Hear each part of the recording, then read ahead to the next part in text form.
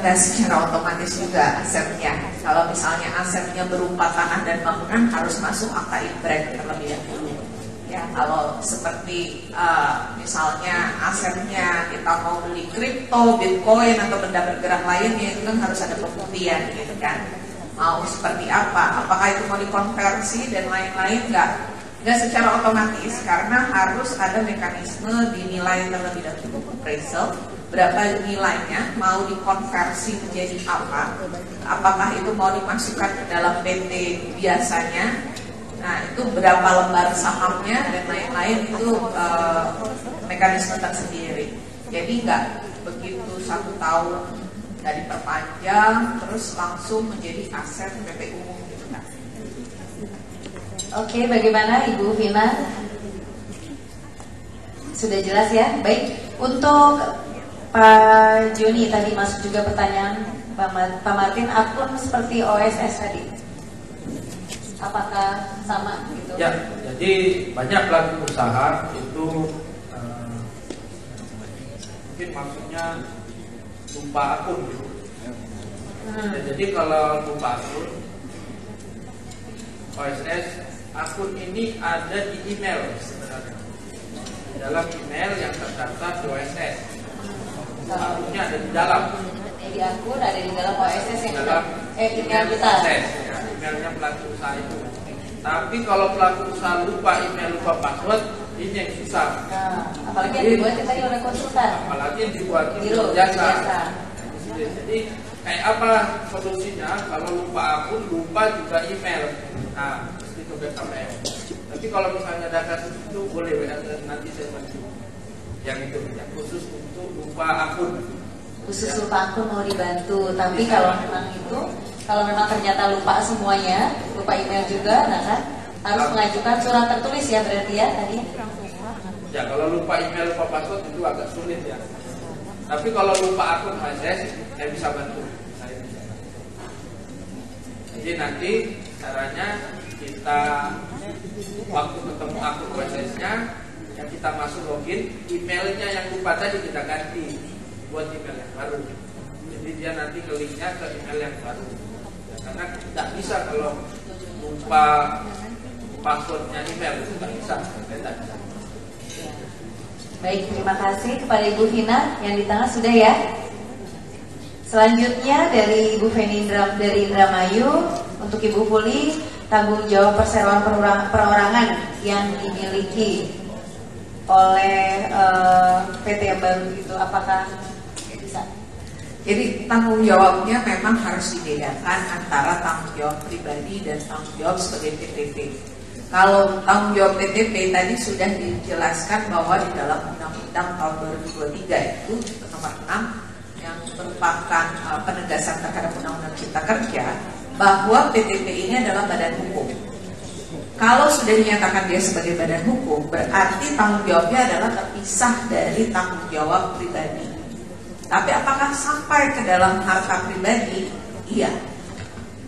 Karena dia tidak ada organ lain. Sehingga tanggung jawabnya sepenuhnya ditanggung oleh si pribadi ini. Tanggung jawab pihak ketiga itu termasuk juga kalau ada kepailitan, insolvensi, likuidasi, dan lain-lain.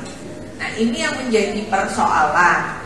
Kita nggak pernah tahu nih asetnya sebenarnya aset seperti apa. Oh ya yang tadi kan ada yang masalah harta bersama gitu kan. Nah suami istri tanpa perjanjian kawin yang mendirikan PT itu sebenarnya dihitung 2 atau dihitung 1? Dihitung 1 karena harta bersama. Itulah makanya kenapa di PTT ini menjadi persoalan. Kalau hanya satu-satunya dia pemegang saham, dia juga direktur, tapi dia juga harus bertanggung jawab, maka tidak ada pemisahan.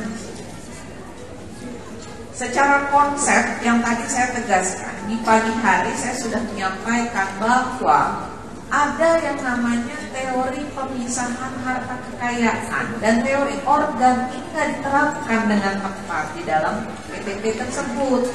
Sehingga kalau kita mau ada gugatan ini misalnya, gugatan terhadap PTP, yang bertanggung jawab siapa? Direkturnya. Direkturnya juga sebagai owner, sebagai pemegang saham. Asetnya dia sampai juga aset pribadinya dia. Walaupun dinyatakan ia hanya sebatas tanggung jawab terhadap PT. Ya kalau misalnya PT-nya 5 miliar, berarti termasuk aset pribadi 5 miliarnya dia. Iya kan, maksudnya bisa ya menangkap konsep saya gitu kan. Kalau asetnya dia ternyata 10 triliun, ya 5 miliarnya nggak jadi masalah gitu. Tanggung jawab dia hanya sebesar 5 miliar. Tapi kalau asetnya dia ya hanya 5 miliar itu habis. Maka harus dilihat dari modal. Permodalan itu juga bertanggung jawab masalahnya terhadap pihak ketiga. Tidak hanya sekedar di state di dalam anggaran dasar. Oleh karena itu, skala dari sebuah perseroan itu kan bisa dilihat apakah dia mikro, kecil, menengah, atau besar. Itu dilihatnya dari mana? Dari permodalan. Permodalan itu sama dengan tanggung jawab. Begitu. Semoga membantu ya Mbak ya. Terima kasih. Terima kasih Bu Dr. Puli. Semoga membantu ya Mbak ya. Baiklah, selanjutnya kita buka sesi kedua. Untuk sesi kedua 3 penanya lagi.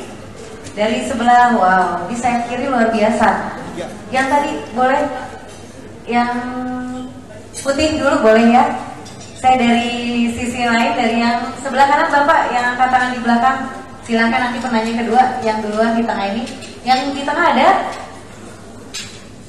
Oke, nggak ada. Boleh balik lagi ke Ibu nanti ya. Silakan, yang pertama. Nama, lalu dari daerah mana dan ditujukan pertanyaan kepada suaranya. Selamat siang Ibu Fuli dan Bapak Doni. Saya Dana Yofiani dari Jakarta sebagai AMD. Saya ingin menanyakan bahwa terkait pemaparan. Maaf namanya kurang terdengar. Dana Yofiani.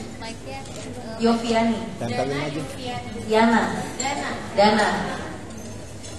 Terkait pemaparan Ibu Fuli Handayani bahwa di dalam PT Perorangan jangka waktunya hanya berlaku selama 1 tahun. Jika sudah lewat maka harus didaftarkan ulang ya Bu. Pertanyaan saya, apabila PT Perorangan tersebut tidak didaftarkan ulang, apa akibat hukumnya? Dan apakah akan dicabut atau inaktif dengan sendirinya sehingga tidak berlaku lagi? Kemudian, apakah jika selama 1 tahun PT Perorangan tersebut sudah berjalan dan tidak melakukan perubahan alamat atau KBLI dalam PT Perorangan sama dengan PT mekanisme di sistemnya maksudnya? Terima kasih. Terima kasih Ibu Dana. Untuk selanjutnya Bapak yang di sebelah kanan tadi silakan maju ke depan, nama lalu dari daerah mana, pertanyaan ditujukan kepada siapa?